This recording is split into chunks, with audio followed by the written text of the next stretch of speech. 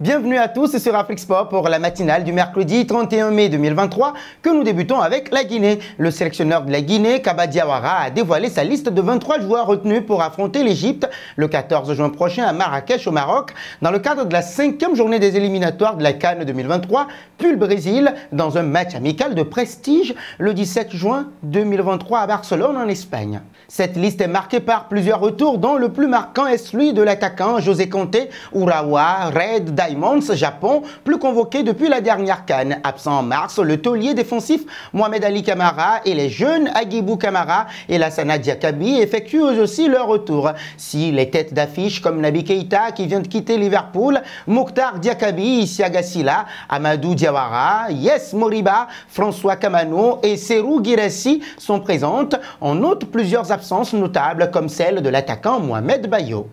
Passons à Lamine Yamal, alors que le Maroc ne jure que par la pépite Lamine Yamal et que son choix de sélection est souvent résumé à un duel entre les Lions de l'Atlas et l'Espagne. La mère du jeune talent du FC Barcelone, Sheila Ebana, vient de poser son veto. Je vois tous les messages et commentaires, mais je préfère ne pas commenter. Mon fils est équato-guinéen et mon enfant, je l'ai amené au pays. Ça me fait mal que les gens disent qu'il ne l'est pas équato-guinéen. Il n'a que 15 ans et il faut lui laisser le temps de grandir, a déclaré Maman Yamal d'origine équato-guinéenne auprès de la plateforme Actualidad Guinea Mundo.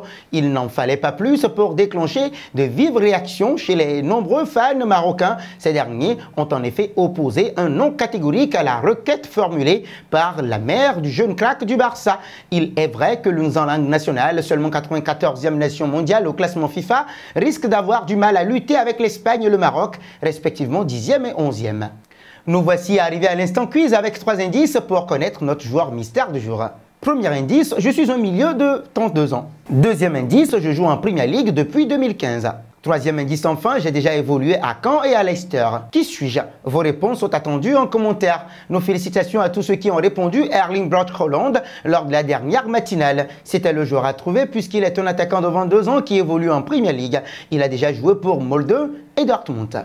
Parlons d'Hakimi, ça s'enflamme à propos de l'avenir d'Achraf Hakimi. En effet, il a révélé en Espagne que le joueur du Paris Saint-Germain ne souhaitait pas rester la saison prochaine, bien qu'il soit sous contrat jusqu'en 2026. L'ami de Kylian Mbappé voudrait s'en aller, ne se sentant pas forcément à l'aise au sein du club de la capitale française. Relevo est venu confirmer cette tendance concernant Achraf Hakimi. En effet, le joueur du Paris Saint-Germain ne dirait pas non pour un départ lors du mercato estival. Reste maintenant à savoir si cela sera possible. Selon le média ibérique, ça s'annonce visiblement compliqué. Il faut rappeler qu'Achraf Hakimi a encore 3 ans de contrat et un gros salaire. De son côté, Achraf Hakimi penserait tout de même à quitter le PSG. Mais pour aller où? Le Marocain aurait une destination en tête, le Real Madrid. Selon Relevo, le latéral droit marocain serait tenté à l'idée de revenir chez les Merengues chez qui il a été formé il y a quelques années, mais avec qui il n'a jamais réellement eu sa chance. Un bond en Turquie avec Galatasaray. À une journée de la fin avec 82 points, le club le plus titré de Turquie ne peut plus être rejoint par son dauphin et grand rival, Fenerbahçe, 77 points privé de sacre depuis 2014.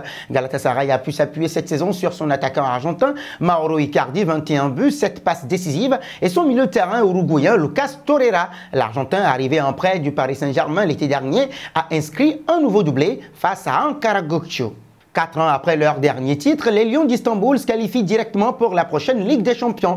Les joueurs d'Okan Buruk célébreront leur sacre dimanche devant leur bouillon public rouge et or lors du derby d'Istanbul face à Fenerbahçe. Galatasaray avait terminé 13e de la Super League turque la saison passée, le pire classement de son histoire. Outre les arrivées de Mauro Icardi et Lucas Torreira, le club s'était renforcé à l'intersaison et lors du mercato d'hiver en s'offrant les services du Belge Dries Mertens, du Portugais Sergio Oliveira et de l'attaquant italien Nicolo Zaniolo, tous en provenance de Serie A.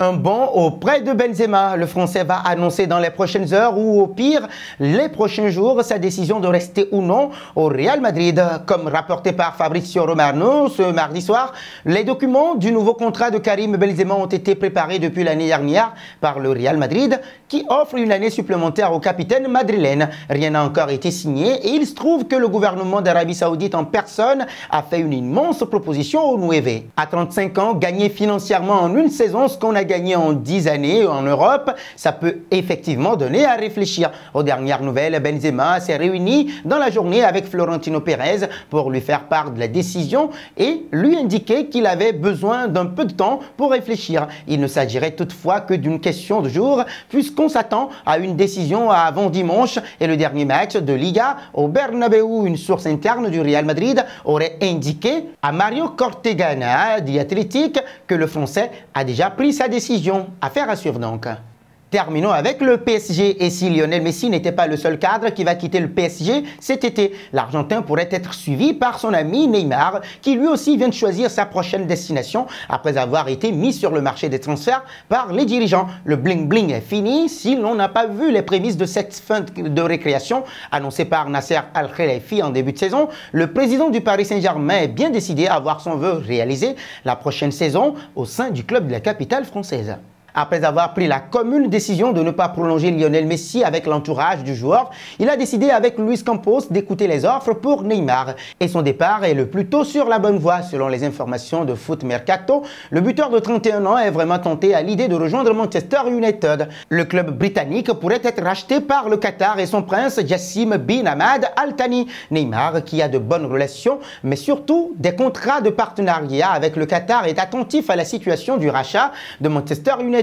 C'est d'ailleurs pourquoi, explique FM, il a rejeté une offre de 400 millions d'euros venant de l'Arabie Saoudite. L'ancien attaquant du FC Barcelone ne pense qu'à United et au Paris Saint-Germain en ce moment, ajoute le média français.